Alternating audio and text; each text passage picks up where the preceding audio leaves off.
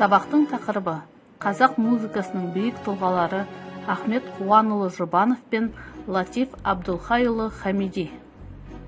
Сабақтың мақсаты Ахмет Жұбанов пен Латиф Хамидидің өмірі мен шығармашылығы туралы қысқаша мәлімет беру. Қазақ музыкасына сіңірген еңбектеріне шолу жасау. Музыканың құдіретін түсіне білуге тәрбиелеу. Ахмет Қуанұлы Жұбанов. 1911 жылы Темір уезінде 2 орыс мектеп ашылды.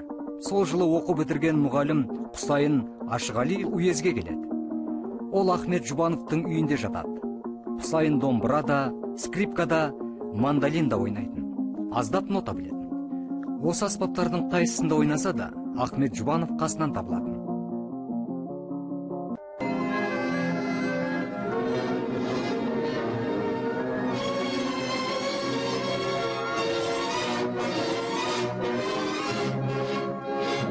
Жүретін Махамбет Бөкейханов, домбыра шебері Манаюл Романенко, Ахмет Жұбанов үшеуі қолдарына жаңа жасалған домбыраның бір данасын алып, сол кездегі Қазақстан халық ағарту комиссары Темірбек Жүргеновтің алдына барады.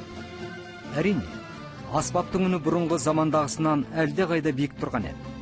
Ол кісі қуанып, іске сәт, қадамдарыңыз құтты болсын, іздене беріңіздер деп жастарға қолдау көрсетеді.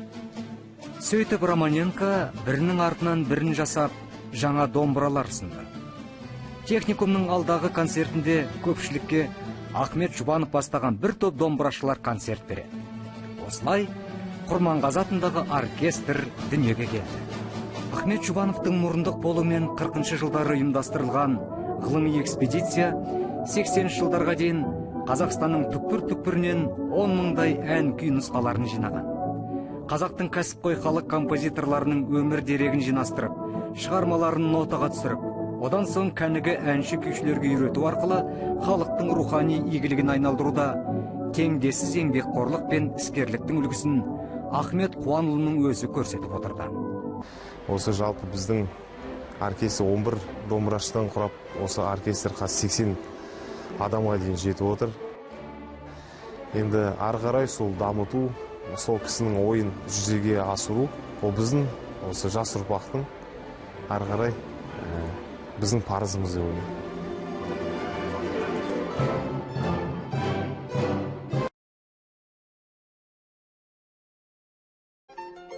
Оның музыкаға деген қабілеті мектепте ашылған еді. Ұстазы Ғимат Темірболатовтан Латиф Абдулхайұлы Хамиди. Бірде ол әкесіне «Мен музыкант болам» деді. Жұмыстан сіркесі су көтермей шаршап келген әкесі мандолиніңді быт-шыт қылам деп үйден қуып шықты. Ал шешесі болса булығып іштей тынды. Сол күннен бастап қаршадай бала мандолинін жасырын тартты. Оның музыкант болсам деген арманы адастырған жоқ.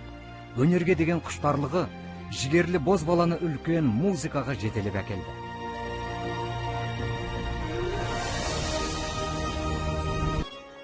Латиф Хамиди 1906 жылы 17 шілдеде Татарстанның Буалы ауылындағы кедей отбасында дүниеге келді. Әкесі Абдулхай тіршілік тауқыметімен Өзбекстанның Қатта қорған жеріне табан тіреді.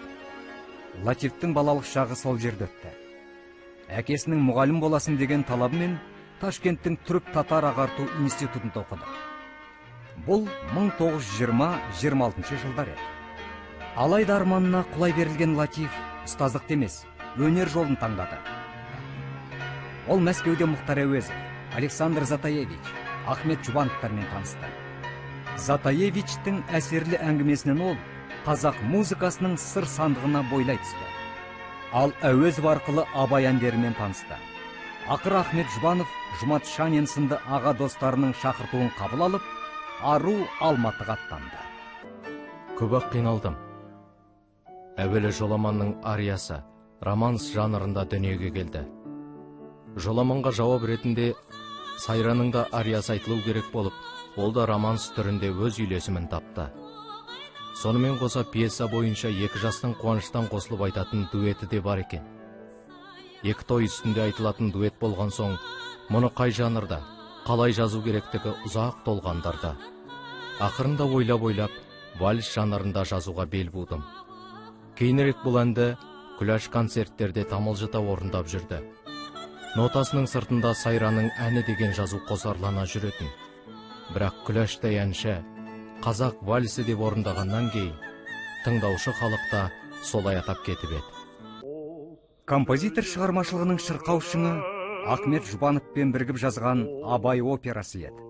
Абай ұлттық опера өнеріміздің жаңа даму кезеңін ашқан классикалық туынды дәрежесіне көтерілді.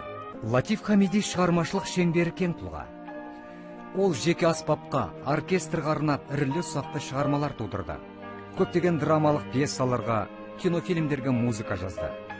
Бекхожиннің либреттасы бойынша Жамбыл мен Айкүміс, Баймұхамедовтың либреттасы бойынша Балбұлақ атты бір ақтылы музыкалық пьесалар жазды.